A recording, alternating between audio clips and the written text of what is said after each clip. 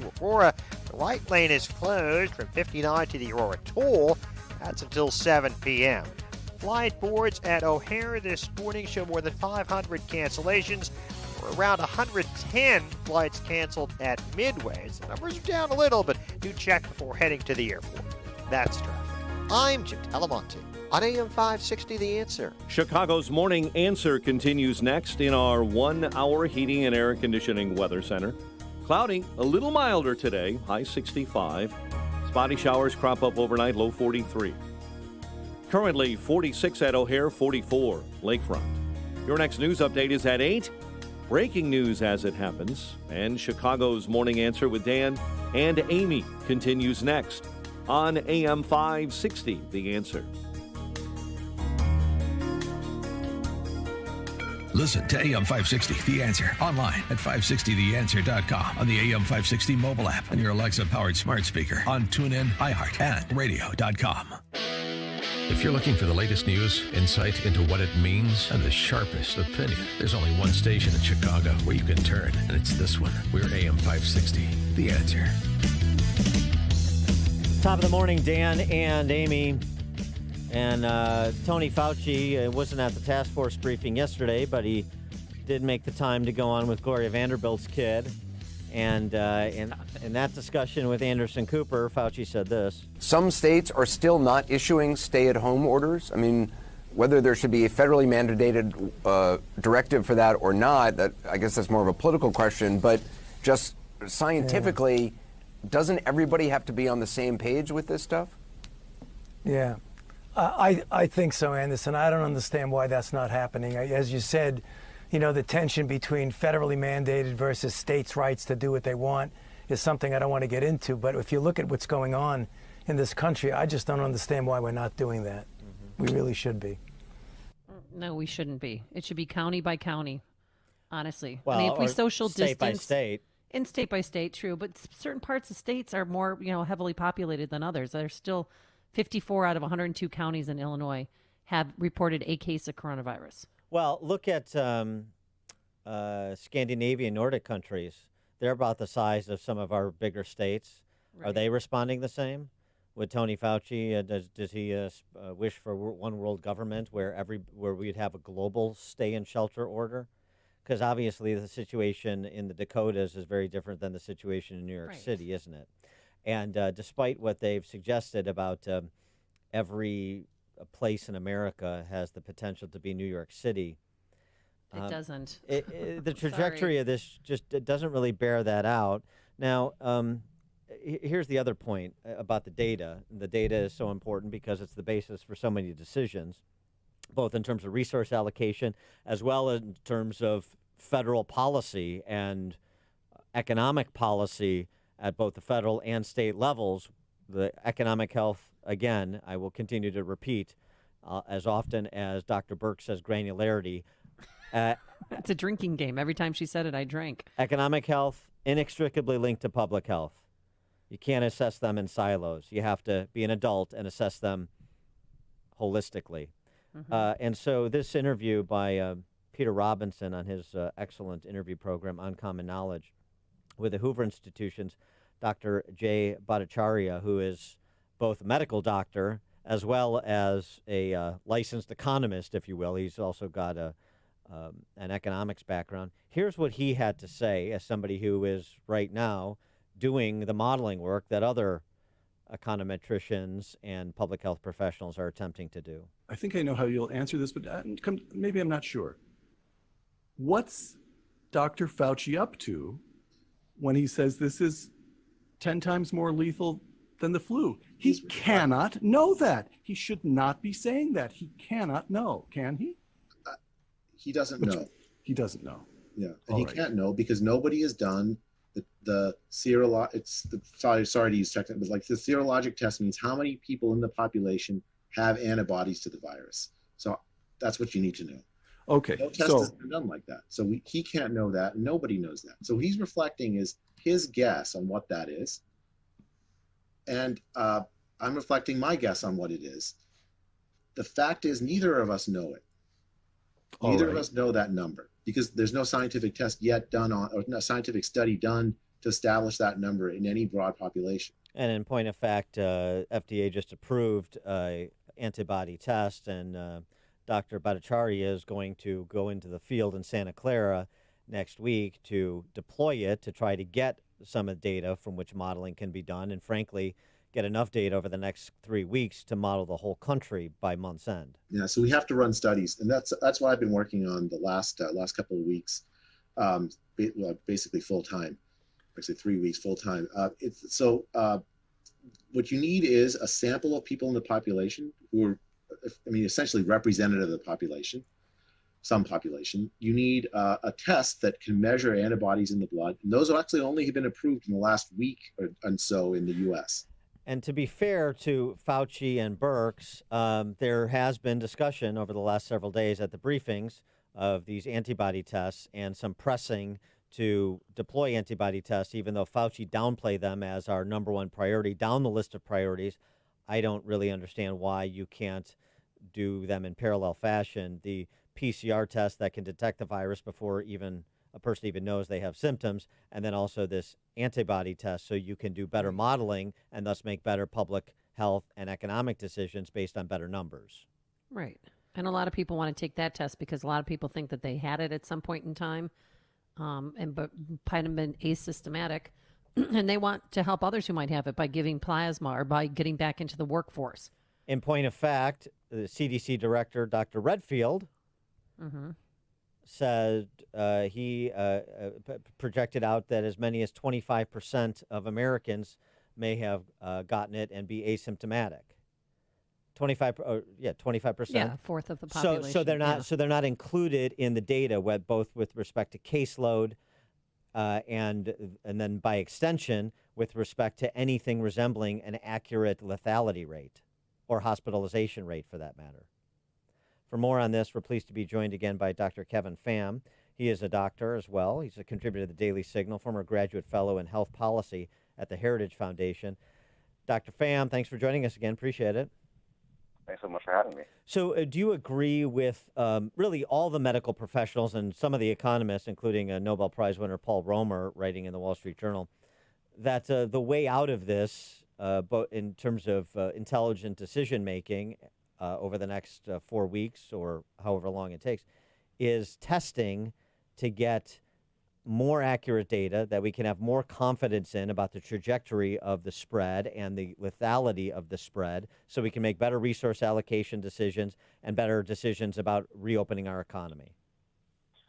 There are actually very few things that all professionals agree upon on any given topic, but I think testing is one thing that nearly all of us do agree on, and we need to get onto a more active testing regimen, because we'll be able to find, once we do it on a more broad basis, we'll be able to find the cases where they are, and then find those cases, isolate them, and then do the contact tracing and isolate those people as well.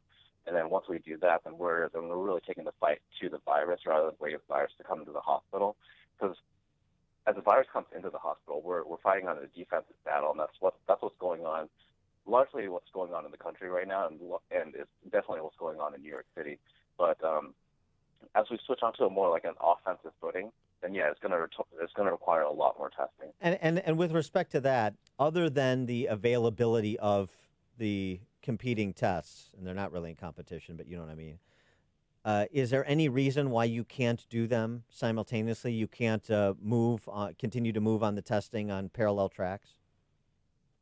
Are you referring to the two different types of testing? Yeah, the test for the virus, the test for the virus, and the antibody test. Is there any reason other than supply, that you can't do them on parallel tracks?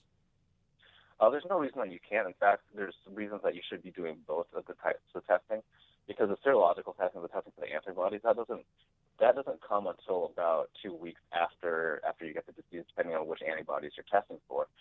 Whereas the PCR test will really tell you if you're sick right now or you're infected right now. Because the serological tests, they will not come back positive until several days after the symptoms have started. So to get the asymptomatic patients, you need the PCR testing. So we really need to be doing both at the same time. Before it's all said and done, or maybe by June, what do you project the death rate, or how many Americans do you think will have passed away from COVID-19 or complications from COVID-19? For that question, I would defer at least somewhat to the projections. The projections they take, the projections have always been wrong to some extent. But they do take into account all of the data that has come up to this point. So the projections are our best guess. But the thing to remember as far as these projections go, the figure that Dr. Fauci gave between 1 and 200,000, I think that's at the end of the year. The current projections, we're looking at like 80,000 or so deaths by August. The thing I think that most people should remember is that these projections exist, A, to inform us on what could happen, and B, to motivate us to prevent those numbers from happening. We can always defy the projections if we're doing what we're supposed to be doing. So if we're all trying to do our social distancing and so on and so forth, we can drive these numbers down, and that should be our goal as a country. But talk about one of the worst flus that gripped America, though. It was 2017, 2018, and during that winter, 80,000 Americans died. 80,000, that's a lot. That is quite a lot. And it has nothing to do with anything with COVID. Right. We also as a nation acted much slower on that one, because I think partially because we were complacent that that was actually a flu, whereas COVID-19 is not a flu; it's a different virus altogether. So I think we were caught even more flat-footed with H1N1, just because H1N1 was 2009. But in bad flu seasons, we're always caught flat-footed because it's something that we're used to. And if we have the opportunity to prevent several tens of thousands of deaths, then I think we should take that opportunity. I want to go back to something that you said, which echoes what Dr. Bhattacharya said, but it is not reflected in so much of the discourse, political discourse, and coverage of the political discourse. Just listen to the scientists. Just listen to the scientists. Listen to the doctors.